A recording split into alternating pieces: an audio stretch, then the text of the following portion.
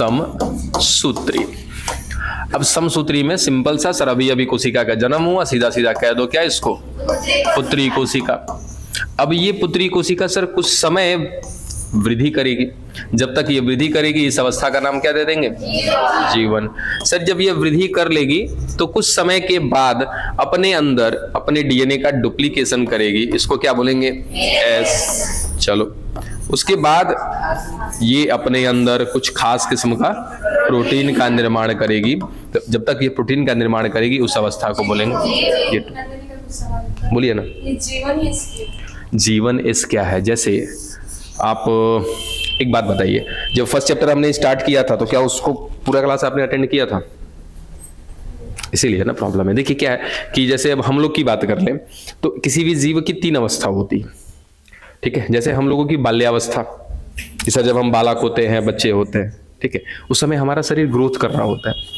जब हम 18, 19, 20 साल के हो जाते, अब हमारी अगर शादी विवाह हो जाए 18, 20 साल पे, तो हम बच्चे पैदा कर सकते हैं, तो उस अवस्था को बोलते हैं जनन अवस्था। यानी कि सर 0 से लेकर के 18 तक में हमने क्या किया, वृद्धि किया, तो उसको क्या बोलेंगे, वृद्धि अवस्था या किशोरावस्था या बाल्यावस्था। अब 18 के बाद हम जनन कर सकते हैं तो उसको क्या बोलते हैं, जनन अवस्था। फिर सर 40, 45, 50, 55 के आसपास चले जाएंगे तो बूढ़े हो जाएंगे, उसको बोलते हैं वृद्धा अवस्था या जीर्ण अवस्था बोलते हैं। वैसे ही क्या है, ये कोशिका की अवस्था है, सर जब तक वृद्धि करेगी जीवन, जब अपने अंदर कहीं ना कहीं डीएनए बढ़ाएगी, डबल करेगी, तो उसको बोलेंगे एस। जब अपने अंदर वो प्रोटीन बनाएगी जिसके कारण वो केंद्रक को तोड़ पाएगी, उस प्रोटीन बनाने वाली अवस्था को नाम दिया जाएगा क्या, G2। बस समझ गए। तो सर अब ये जो पुत्री कोशिका थी, अब ये ऐसा कह लो ना यहाँ की सर यहां से यहां तक क्या थी, इसकी बाल्य अवस्था थी, समझने के लिए, यहां से यहां तक क्या थी, इसकी बाल्य अवस्था थी। सर बाल्य अवस्था में कोई जन्म नहीं दे सकता, समझ में आ गया। अब सर ये जनन करने के लायक हो चुकी है तो इसको मैं नाम दे दूंगा क्या, जनक कोशिका। अब सवाल आता है कि सर जनक कोशिका जो है वो जन्म देती कैसे, तो यहाँ का एक प्रोसेस आता है। हमको पता है कि यही जनक कोशिका के अंदर जो एक केंद्रक मिल रहा है, सबसे पहले इसी कोशिका में 1 से 2 केंद्रक होते हैं। जब 1 से 2 केंद्रक हो जाता है तो यही कोशिका संकीर्णन करती है, और संकीर्णन करने के बाद कहीं ना कहीं कितने, 2 कोशिका में बढ़ जाती है। तो यहां से लेकर के ये प्रक्रिया क्या कहलाती है, केंद्रक विभाजन। और ये जो हुआ है यहां से यहां तक, कोशिका द्रव्य का विभाजन। ठीक है, अब आराम से समझना कि सर ये इसमें कोई स्टेप नहीं है, कोशिका द्रव्य विभाजन में कोई स्टेप नहीं है, ठीक है। लेकिन केंद्रक का विभाजन करने के लिए 4 स्टेप है, ठीक है। और वो 4 स्टेप कुछ ऐसे हैं जिनको नाम दिया था prophase, metaphase, anaphase, telophase. Prophase में क्या क्या हुआ था उसके पीछे आपको एक कहानी बताई थी कि सर ये अगर कोशिका, इसके अंदर केंद्रक, तो केंद्रक के अंदर गुणसूत्र कभी भी गुणसूत्र के रूप में नहीं होते हैं, हमेशा ये जाल के रूप में होते हैं, जिसको क्रोमैटिन बोलते हैं। अब एक सवाल आता है कि सर ये गुणसूत्र के रूप में कब आएंगे, तो देखते हैं स्टेप बाय स्टेप। बता दिया था आपको, सबसे पहली जो अवस्था आएगी केंद्र को तोड़ने की वो क्या होती है, प्रोफेज।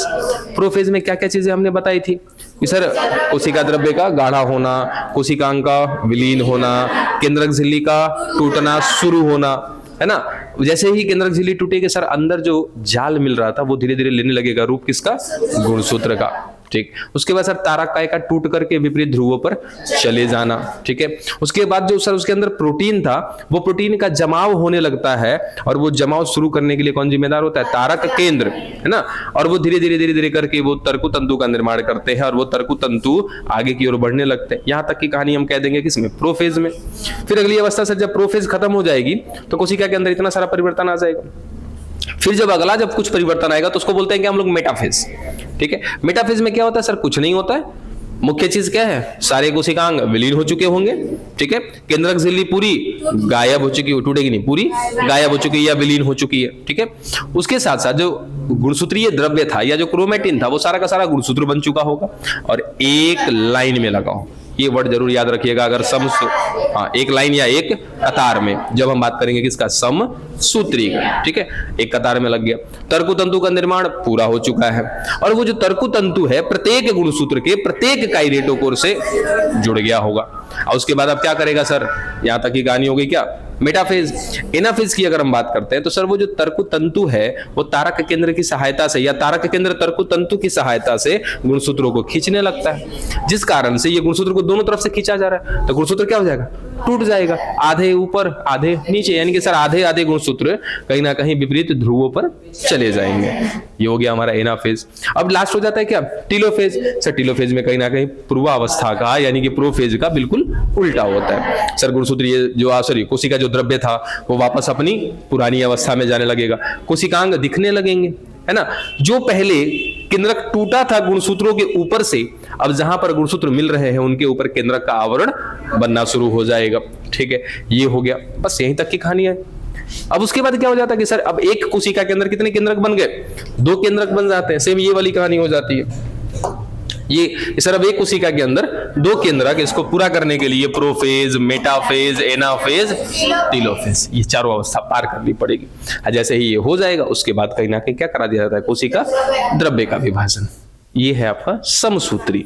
अब समसूत्री में हमने जाते जाते आपको कल हिंट देके गए थे ना कि आज क्या पढ़ाने वाले हैं, कि सर समसूत्री में अगर हम एक जनक कोशिका लेते हैं और इस जनक कोशिका में अगर हम 46 लेके चल रहे हैं गुणसूत्र, तो इसकी जो पुत्री कोशिकाएं होंगी इसमें भी क्या होंगे, 46 होंगे। तो सवाल आता है कि सर 46 कैसे रह गए जब यहाँ पे 46 ही था, तो कहीं ना कहीं क्या होता है, गुणसूत्र आधे आधे जाते हैं। सर ये आधा इसमें गया था और ये आधा, जब ये पुत्री कोशिका आगे चल के वृद्धि करेगी, एस में जाएगी, तो ये वापस क्या कर लेगा, अपना दूसरा हिस्सा बना लेगा। तो ये था समसूत्री। लेकिन अर्धसूत्री में सर संख्या आधी हो जाती है, ऐसा कैसे, आओ देखो अर्धसूत्री को समझते हैं। अर्धसूत्री में स्टेप ज्यादा नहीं बता रहे, हाँ अभी नहीं पढ़ाएंगे पूरा, मतलब अर्धसूत्री का स्टेप नहीं बताएंगे। ठीक है, अवस्था का नाम बस आपको बता दिया है हमने, स्टेप हम नहीं बता रहे कि कौन से स्टेप में क्या हो रहा है, ये सब कुछ नहीं बताएंगे, वो सब कुछ जनन वाले चैप्टर में। अब समझो कि सर एक कोशिका हमने लिया, इसमें 46 गुणसूत्र हैं, और अगर हम अर्धसूत्री विभाजन कराएंगे तो कितनी कोशिका बनेगी, 4, और कितनी कितनी बनेगी, 23 बनेगी। ठीक है, अब तो और बवंडर हो जाता है कि सर 23 दूनी के 46, 46 दूनी के 92, शुरुआत कितना से किए थे, अंत में गुणसूत्र कितने बन रहे हैं, इसी को समझना है कि आखिर कैसे हुआ। तो सर चारों एक साथ नहीं बनते, पहले 2 बनते हैं और फिर इनसे ऐसे 2 ऊपर बनेंगे या फिर 2 ऐसे नीचे। ठीक है, अब स्टेप समझो कैसे क्या होता है। देखो ध्यान रखना कितने लेके चल रहे हैं हम लोग, 46। ठीक है, चलो 46 नहीं 6 लेके चलते हैं, क्योंकि 46 को बनाएंगे कहां पे हम। ठीक है, 6 लेके चलते हैं। तो हमें पता है कि सर अगर अंत में जब ये 4 कोशिका बनेगी इससे, तो कितनी बननी चाहिए, 3 3 3 3। ठीक है, ध्यान रखना। होता क्या है देखो सर, ये कोशिका, इसका केंद्रक, ठीक है, और केंद्रक में कितने हैं सर, अभी तो जाल होगा, सेम वैसा ही सब कुछ होगा, बस थोड़ा सा खाली स्टेप का अंतर है, सब कुछ कहानी वैसे ही है कि सर जाल के जैसा अंदर कौन है, क्रोमैटिन है, चलो, और कौन, कोशिका द्रव्य, और कौन, कोशिकांग। चलो बहुत बढ़िया। ठीक है, अब सर मैं कहूं कि अभी अभी ये कोशिका जन्म ली है। ठीक है, चलो भाई जन्म ली है तो क्या करेगी, जीवन, फिर अब बोल रहे इसको जनक कोशिका। चलो सर अभी हो गई ये जनक कोशिका। अब ये जनक कोशिका क्या करेगी, केंद्रक का विभाजन करेगी, सेम समसूत्री के जैसा।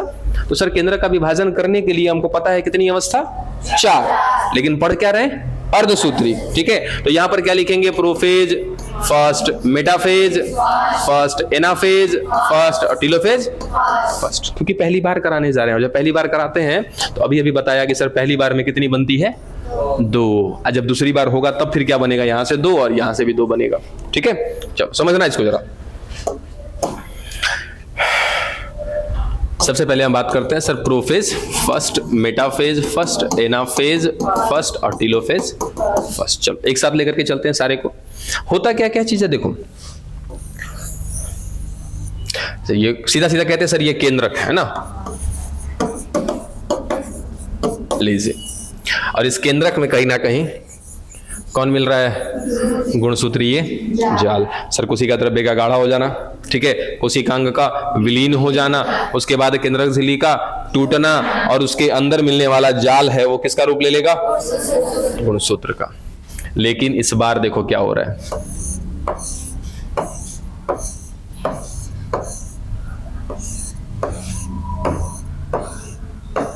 एक कतार में लगा कि दो कतार में लगा। यही एक समसूत्री में और अर्धसूत्री में अंतर होता है। बाकी ये क्या है पता ही है, काइनेटोकोर। उसके बाद तारा काई टूट के कहां चला गया होगा, विपरीत ध्रुव पर चला गया होगा। भेज देते हैं भाई लो, ये तारा केंद्र हो गया यहां पे। उसके बाद कहीं ना कहीं तरकु तंतु का निर्माण शुरू हो गया होगा। सर कहां पे शुरू होगा, हम ये सब कुछ नहीं बता रहे कि कौन सी अवस्था में क्या होगा, बस हम आपको ये नहीं बता रहे, ठीक है, क्योंकि यही तो असल कहानी है, यहीं पर तो जाके फंसेंगे हम, बिल्कुल फंसेंगे, ठीक है। तो अभी हम बिल्कुल जानबूझ के नहीं बता रहे, क्योंकि अब यहाँ पर आपको सिनेप्सिस बताना पड़ेगा, सिनेप्टोनिमल सम्मिश्र बताना पड़ेगा, काइजमेटा बताना, बहुत सारी प्रॉब्लम क्रिएट हो जाएंगी आपके साथ। तो धैर्य रखिए, धीरे धीरे स्टेप बाय स्टेप हम चलेंगे। फिलहाल कहानी समझिए कि सर अर्धसूत्री में आधा कैसे हो जाता है, बस इतना आपको जानना है, ठीक है। ये सर प्रोफेज फर्स्ट आया होगा, इसमें 5 गो अवस्था है, हमको पता है, लिप्टोटीन, जाइगोटीन, पैगाइटीन, डिप्लोटीन, डायाकाइनेसिस। सर ये 5 गो होगा। फिर उसके बाद कहीं ना कहीं metaphase first, anaphase first, telophase first. जैसे ही ये हो जाएगा सर, एक ही कोशिका के अंदर कितने केंद्रक हो जाएंगे, 2। ये चारों अवस्था किसका है, केंद्रक विभाजन का है। जैसे ही कंप्लीट हो जाएगा, उसके बाद कहीं ना कहीं एक कोशिका के अंदर कितने केंद्रक, 2 केंद्रक, ठीक है। चलो सर, ये अभी जब चल रहा है, हम बस ये बता ही नहीं रहे हैं आपको कि कौन सी अवस्था में क्या हो रहा है, हम सीधा सीधा वही बात कर रहे हैं। देखो सर, गुणसूत्र आ गए, कैसे लगे हैं, 2 लाइन में लगे हैं। तरकु तंतु का निर्माण कर देते हैं, चलो। और वो जो तरकु तंतु का जो निर्माण होगा, वो कहीं ना कहीं देखो कुछ ऐसा है कि सर निर्माण शुरू हो गया, निर्माण हो भी गया, और यहां पर प्रत्येक गुणसूत्र के केवल एक काइनेटोकोर से जुड़ा है। देखो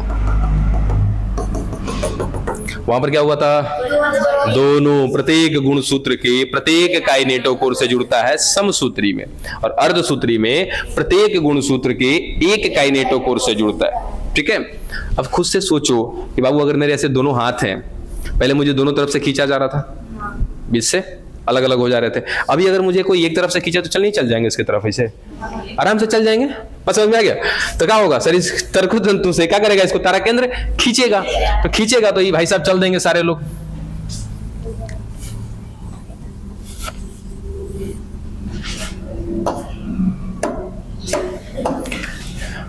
बड़ी हंसी आ रहा है तू लोग को। देखो आ गया ना तीनों इधर,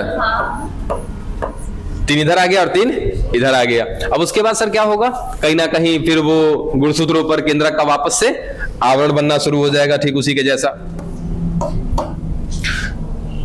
लीजिए अब इसके ऊपर आवरण बनना शुरू हो जाएगा, बनते बनते बनते बनते फाइनली ये क्या हो जाएगा, केंद्रक बन जाएगा। सर ये भी क्या बन जाएगा, केंद्रक बन जाएगा।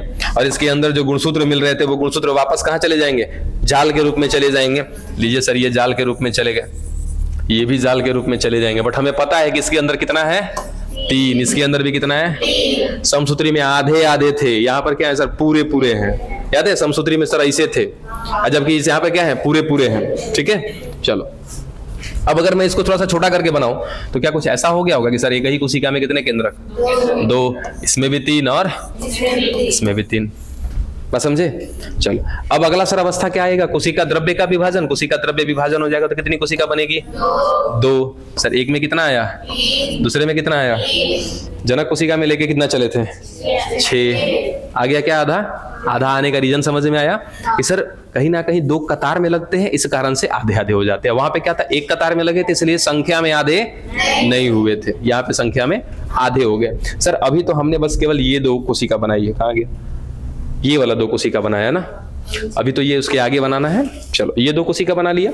अब सर ये भी 2 कोशिका बनाएगा और ये भी 2 कोशिका बनाएगा। चलो आगे देखते हैं।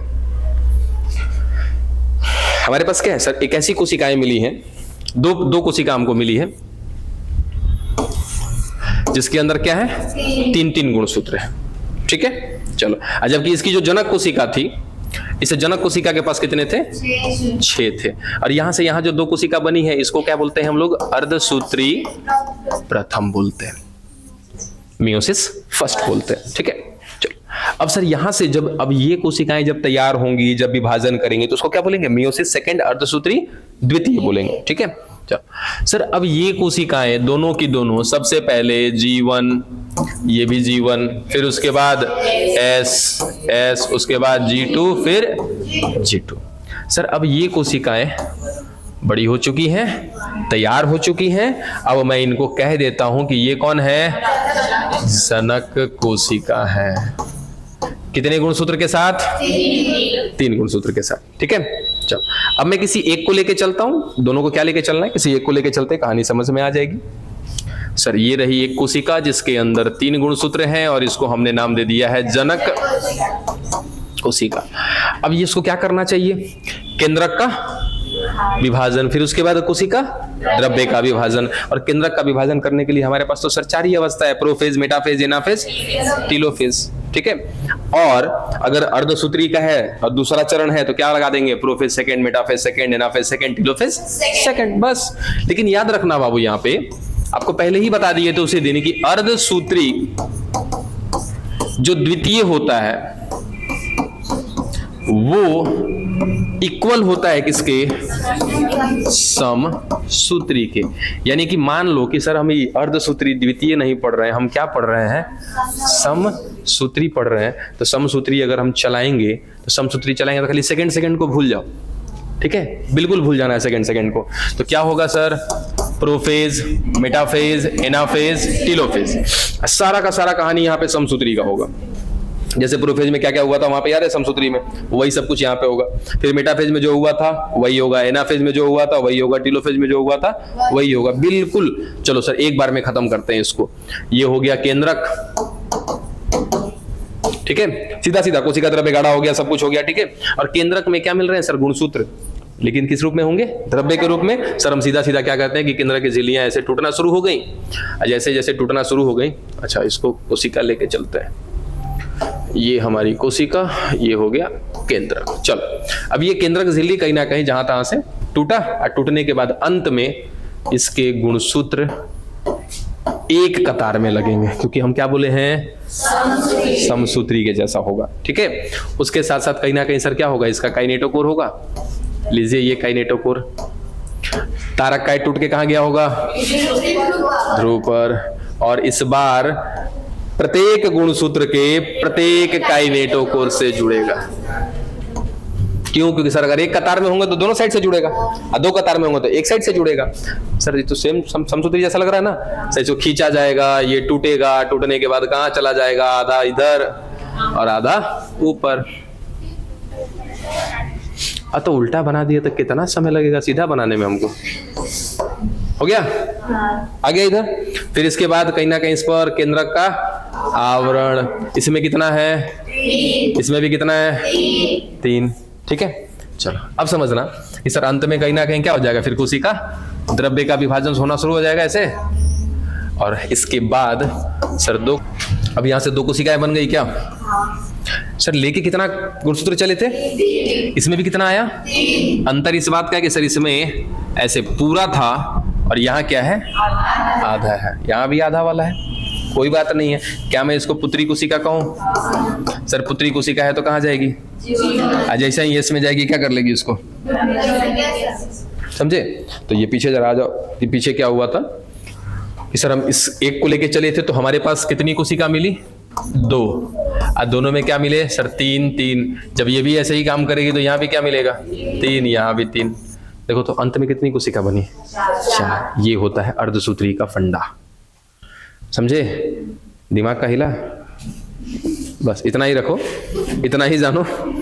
उसके अलावा जो स्टेप्स हैं वो बात करेंगे जब हम युग्मक बनाएंगे, उस समय बात करेंगे।